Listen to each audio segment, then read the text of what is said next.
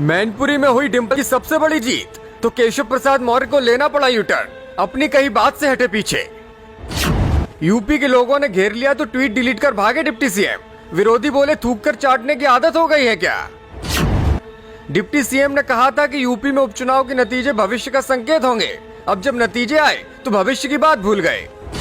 देखिए क्यों बुरे फंसे केशव प्रसाद मौर्य और सोशल मीडिया पर कैसे हुए ट्रोल। कहते हैं कि बड़ी बड़ी बातें बोलने से पहले एक बार सोच लेना चाहिए कि हम जो बोल रहे हैं कहीं उससे पलटना तो नहीं पड़ेगा। लेकिन शायद यूपी के डिप्टी सीएम और अपने बयानों के लिए अक्सर चर्चाओं में रहने वाले केशव प्रसाद मौर्य ने ये कहावत सुनी ही नहीं है, तभी तो आज यूपी उपचुनाव के नतीजों पर बहुत बुरे फंस गए हैं। डिप्टी सीएम ने आज सुबह सुबह जीत का बड़ा दावा तो किया ही था, लेकिन साथ ही ऐसी भविष्यवाणी भी कर दी थी जो अब उनके गले की फांस बन गई है। केशव प्रसाद मौर्य ने लिखा था कि आज यूपी के उपचुनाव परिणाम भविष्य के लिए निर्णायक संदेश देने वाले होंगे। डिप्टी सीएम का ये लिखना साफ साफ दर्शा रहा था कि उन्हें भाजपा की जीत का विश्वास तो है ही, साथ ही वो 2024 को लेकर भी जता रहे हैं कि अगर भाजपा जीती तो भविष्य में भाजपा की सत्ता बरकरार रहेगी और अगर आज भाजपा हारी तो भविष्य में सत्ता से विदाई भी हो जाएगी।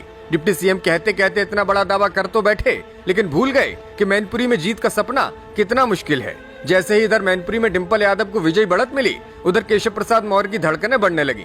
उन्हें जब खुद के फंसने का इल्म हुआ तो उन्होंने आनंद फानन में अपना ट्वीट डिलीट कर डाला। उन्होंने सोचा था कि ट्वीट डिलीट करके वे अपनी बातों से बच जाएंगे, लेकिन सोशल मीडिया के यूजर्स उनसे भी ज्यादा स्मार्ट निकले। लोगों ने पहले ही उनके ट्वीट का स्क्रीनशॉट ले रखा था। जैसे ही डिप्टी सीएम ने ट्वीट डिलीट किया, लोग उन्हें टैग करके घेरने लगे। लखनऊ के वरिष्ठ पत्रकार सुमित कुमार ने तुरंत सोशल मीडिया पर सवाल पूछ लिया। उन्होंने लिखा, आज सुबह यूपी के उप मुख्यमंत्री जी प्रातःकाल ट्वीट किए कि आज यूपी के उपचुनाव परिणाम भविष्य के लिए निर्णायक संदेश देने वाले होंगे। जैसे ही परिणाम भविष्य के निर्णायक संदेश देने लगे तो ट्वीट डिलीट हो गया।